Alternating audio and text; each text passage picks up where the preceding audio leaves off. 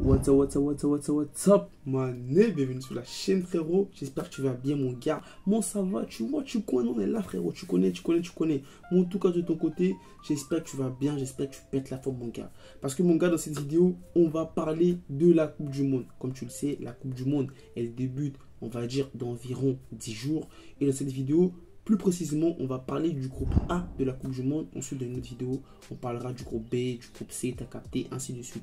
Mais mon gars, avant de parler du groupe A, il faut que tu saches que si cette année, la Coupe du Monde, on va dire, tu la sens pas trop. Voilà, parce que les années auparavant, lorsqu'on dit qu'il y a la Coupe du Monde, tu vois, t'attends les matchs, tout ça. Alors que là, tu vois, on est un peu dans le mood, on va dire un tout petit peu bizarre. Parce que déjà, la Coupe du Monde, c'est toujours pendant les vacances. Toujours quand il y a la Coupe du Monde, t'as pas cours. Ça veut dire que tu peux regarder les matchs à tout moment. Alors que là, tu vois, par exemple, si on va dire tu es tunisien ou tu es sénégalais ou même tu viens du Qatar, si on te dit que ton pays joue demain et que toi, demain, tu as contrôle, tu vois, tu es dans un dilemme. C'est soit tu regardes le match, tu kiffes et tu as 0 à ton contrôle, ou soit bah, tu ne regardes pas le match, tu es énervé, mais tu révises et à ton contrôle, tu as 10 sur 20 ou tu as 15 sur 20, mon gars. Donc, voilà, pendant cette Coupe du Monde-là, tout le monde est engagé. Les élèves vont devoir faire un choix. À toi de voir, mon gars, le choix que tu vas faire. Est-ce que tu vas préférer regarder Sadio Mané ou est-ce que tu vas réviser tes maths, tout simplement, mon gars. Mais c'est pas aussi ça parce que la Coupe du Monde, elle est aussi boycottée par plusieurs villes de France qui ont décidé tout simplement de ne pas diffuser les matchs de la Coupe du Monde en plein air. Comme vous le savez, lors des événements sportifs de foot, lorsque voilà, la France elle arrive, on va dire, un tout petit peu loin, il y a des fan zones qui se créent et tout ça. Tout le monde se réunit pour regarder le football ensemble. Mais cette année, mon gars, c'est mort. Il faut oublier tout ça. Après, je sais pas si ça va changer, mais il faut oublier tout ça, mon gars. Parce que voilà, au Qatar, on dit que les conditions des travailleurs n'ont pas été respectées, qu'il y a eu plusieurs morts sur les chantiers. Aussi que le Qatar n'est pas pour les LGBT, qu'aussi le Qatar n'a pas respecté tout ce qui est, on va dire, bail écologique et tout pour le déroulement de la Coupe du Monde, et qu'aussi il y a eu des bails de corruption au niveau de l'attribution de la Coupe du Monde au Qatar. Donc c'est un peu ça, voilà, c'est un peu ça. C'est pour ça que tu vois que les gens ils disent on va boycotter la Coupe du Monde et tout ça, qu'ils vont pas la regarder. Je sais pas s'ils vont pas regarder la Coupe du Monde, peut-être qu'ils vont la regarder chez eux à la maison, en secret, mais c'est pas mon problème. Moi, j'espère que tout ça, c'est pas vrai. On attend les preuves, les gars, pour voir, mais on verra bien. Si c'est vrai, dans tous les cas, la vérité finit toujours par se savoir. On va passer maintenant, les amis, au groupe A. Le groupe A, vous savez, le groupe A, il est composé du Qatar, pays organisateur, de l'Équateur, du Sénégal et du Pays-Bas. On va parler d'abord du Qatar, les gars. Vous savez, les gars, le Qatar, ils n'ont jamais disputé une Coupe du Monde. C'est leur première fois. On a eu un aperçu, voilà, de l'équipe du Qatar lors de la Coupe arabe. Voilà, ils sont allés en demi-finale face à l'Algérie. Bon, voilà, il y a eu des bails, on va dire, de temps additionnel qui ont duré une éternité. Mais l'Algérie a réussi à se qualifier de 1, les amis. Mais bon, j'ai aussi regardé, les amis, la liste de l'équipe du Qatar. Et franchement, je me suis rendu compte que je connais aucun joueur de l'équipe du Qatar.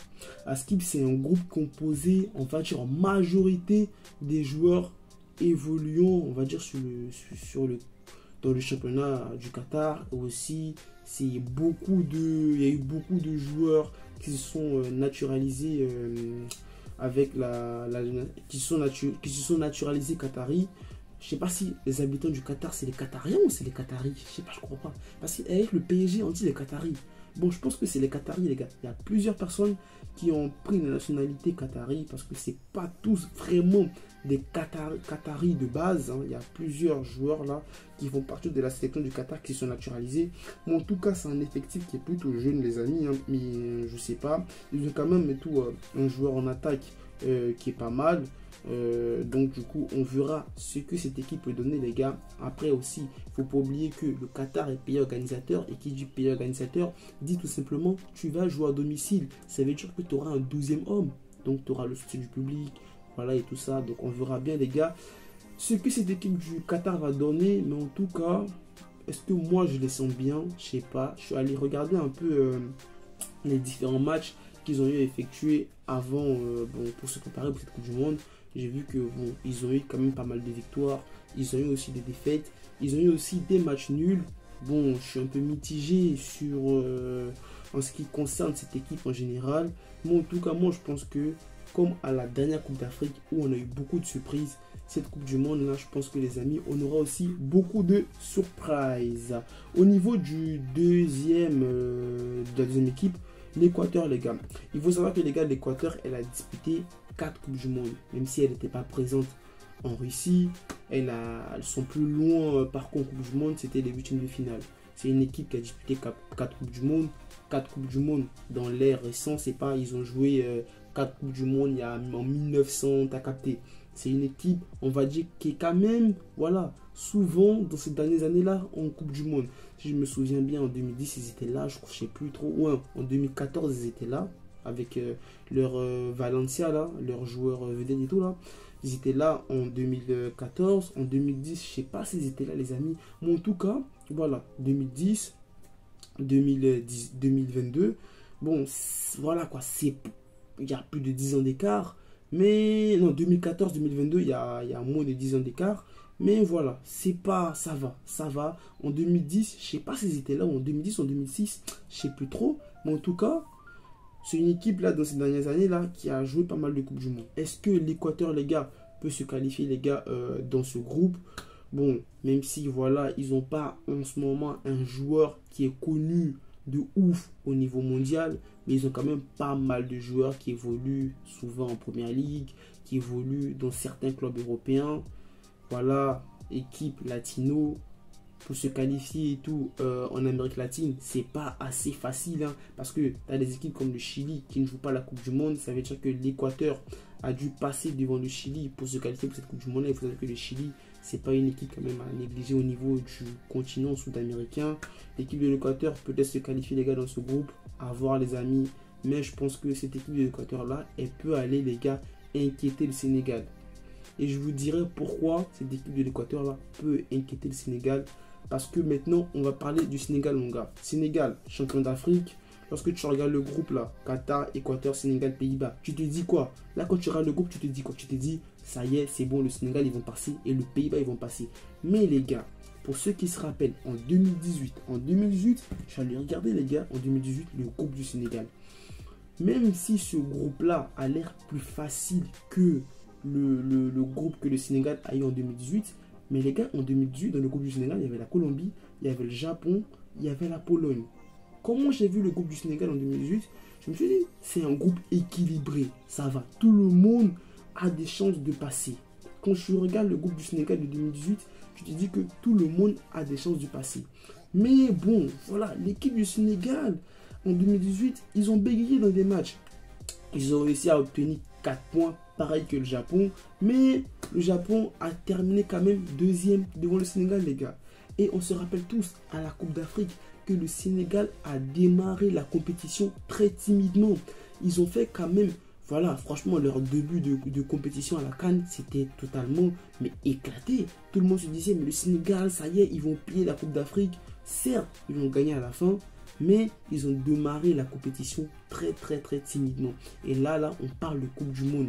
Là, on ne te parle pas de Zimbabwe. On ne te parle pas de joueurs, si tu ne défends pas bien, ils vont rater. Là, on te parle de Coupe du Monde. Ça veut dire que là, si Kalidou Koulibaly, dès le début du match, il n'est pas en place, mais Depay, il te met un triplé. Que ce soit Mendy dans les cages, Depay, De Jong, il peut te mettre des caviars. Donc du coup, le Sénégal, moi je le dis, a bien rentré dans la compétition. Et je vais parler de l'Équateur. Pourquoi je dis que l'Équateur a des chances de se qualifier? Parce que premier match, on aura Qatar-Équateur. Le premier match du Sénégal, on aura Sénégal-Pays-Bas. Si l'Équateur bat le Qatar, ou même si le Qatar bat l'Équateur, si le Sénégal fait un mauvais résultat face aux Pays-Bas, dès le deuxième match, ils auront la pression, mon gars. Ils auront la pression. Est-ce que le Sénégal est une équipe qui pourra jouer sous la pression? Sadio Mané n'est pas là. Sadio Mané n'est pas là. On a vu que lors du début de la Coupe d'Afrique, le Sénégal, c'était compliqué. Même si, je rappelle, à la fin, ils l'ont remporté. Mais bon, moi je dis, les gars, Sadio Mané, il sera blessé dès le début de la compétition. Le Sénégal a un bon groupe. Voilà, j'ai vu la liste du groupe du Sénégal. Quand même, ils ont quand même un effectif de qualité. Tu as Kalidou Koulibaly, tu as des joueurs qui évoluent dans le championnat européen et tout ça. Mais le Sénégal, moi je dis les gars, a bien démarré la compétition. Parce que sur le premier match du Sénégal, ça peut être le match qui va, on va dire, soit lancer leur compétition ou soit leur mettre directement dans la merde. Parce que là, s'ils perdent face aux Pays-Bas, si dans le match Qatar-Équateur, il y a un vainqueur, s'il y a un nul lors du match d'ouverture et que le Sénégal perd face aux Pays-Bas, s'il y a un nul, ils peuvent se dire, ça va, le premier match, il y a eu nul, on a, voilà, Qatar-Équateur, ils ont fait match nul, on a perdu face aux Pays-Bas, c'est pas assez grave. Mais s'il y a un vainqueur et que le vainqueur de ce match-là affronte le Sénégal pour son deuxième match, Sénégal a fait attention les gars. Mais en tout cas, je reste quand même optimiste les frérots sénégalais. Moi je pense que vous allez réussir à terminer deuxième du groupe. Premier c'est trop gros. Je pense que premier c'est trop gros. En plus sans Sadio Mané. Deuxième même pour moi, je pense que ça va être chaud. Mais comme je dis, le premier match, on va voir si le Sénégal va commencer la compétition avec rage ou s'ils vont commencer la compétition comme ils ont commencé la Coupe d'Afrique. En tout cas, malgré tout, même si j'ai quand même un peu des doutes, parce qu'en 2018, moi je voyais bien le Sénégal se qualifier. Cette année-là, bon, je pense que quand même ils vont réussir quand même à terminer deuxième. Et pourquoi pas, peut-être, aller chercher la première place, parce qu'on ne sait jamais. Certes, la CAN, le Sénégal, ils n'ont pas bien démarré, ils réussissent à la remporter. Moi, je pense que quand même, ils ont réussi à tirer des leçons de leur Coupe d'Afrique. Je pense qu'ils sont assez intelligents de se dire que bah, la Coupe d'Afrique, on a commencé timidement, mais heureusement, les autres équipes de notre groupe n'ont pas su voilà, nous mettre en danger, n'ont pas su nous inquiéter. Parce que le Sénégal, en fait, ils ont réussi à terminer les gars premiers de leur groupe de Coupe d'Afrique avec 5 points, je crois. 5 points. Une équipe qui termine premier de son groupe avec 5 points, ça veut dire que voilà, c'est une équipe qui n'a pas vraiment été ouf. Donc, bon, je vais arrêter de parler du Sénégal, les gars, mais en tout cas, j'espère qu'ils vont se qualifier. Bon, les amis, dernière équipe du groupe, le Pays-Bas. Pays-Bas, vas-y, on va dire quoi du Pays-Bas, frère? C'est une équipe, vas-y, ils ont joué 11 fois la Coupe du Monde. Ils sont arrivés 3 fois en finale. Ils l'ont jamais remporté. Pays-Bas, Van Dijk, Depay, De Jong, Luc De Jong, Xavi Simons. Tu veux que je te cite des joueurs encore? Mec, tu connais le Pays-Bas. Favori du groupe, l'équipe du Pays-Bas. Je pense que, voilà, hein. Après, à ne pas non plus surestimer le Pays-Bas. Même si, pour moi, hein, pour cette Coupe du Monde-là, c'est l'une des équipes favorites. Hein. Tu me dis Brésil, tu me dis Pays-Bas. Moi, je te dis Pays-Bas, mon gars. Moi, je te dis Pays-Bas. Je sais pas pourquoi, mais cette équipe-là, elle a des qualités. Elle a des qualités, elle est jeune, elle a des qualités. C'est une équipe qui est plutôt complète. En défense, ils ont un big joueur, Van Dijk. Au milieu de terrain, tu as un big joueur qui est en train de monter, De Jong. Même si avec le Barça, en club, ça n'a pas vraiment été ça ces dernières années. Mais je pense que voilà, au niveau de tout ce qui concerne le Pays-Bas, là, moi, je les sens bien. Je les sens bien, les gars, je les sens bien. Mais bon, à faire attention, le Pays-Bas, à ne pas faire un faux pas face au Sénégal. Parce que le Pays-Bas, on se rappelle tous que les gars, la dernière Coupe du Monde, ils ne sont pas qualifiés, ils ne la jouent pas. Donc, ils ont joué en 2014. Ils sont arrivés en demi-finale. Ils ont terminé 3e, si je ne me trompe pas. Ouais, ils ont battu le Brésil pour la 3e place. Là, ils reviennent en force, ils reviennent en force. À voir ce que ça va donner, les amis. En tout cas, bon, les Pays-Bas, voilà, on n'a pas besoin de s'attarder trop sur eux. Hein. Voilà, et t'as le Qatar, t'as l'Équateur, t'as le Sénégal, t'as le Pays-Bas. Bah, quand tu regardes le groupe comme ça, tu te dis Pays-Bas premier, Sénégal deuxième, soit Qatar troisième ou Équateur quatrième ou vice versa, Équateur troisième ou Qatar quatrième. Mais bon les gars, c'est l'heure de vous donner mon pronostic pour ce groupe. Alors les amis, pour mon prono pour ce groupe, j'ai envie de vous donner deux pronos. Pour mon premier prono, Pays-Bas premier, Sénégal deuxième, Qatar troisième, Équateur quatrième. Et pour mon deuxième prono, Pays-Bas premier, Qatar deuxième, Sénégal troisième et Équateur quatrième. J'ai envie de vous donner un troisième prono, mais là après, bon, vas-y, c'est plus du prono là, c'est abusé. Donc je vais rester les gars sur ces deux pronos là. N'hésitez pas à me dire en commentaire les amis vos pronostics pour cette Coupe du Monde qui va arriver dans pas longtemps les gars. Sur ce, on se retrouve les amis demain pour parler du groupe B. Prenez soin de vous les gars. Prenez soin de votre famille, pas les recettes toujours positivement, les gars. Ensemble. Allez, peace.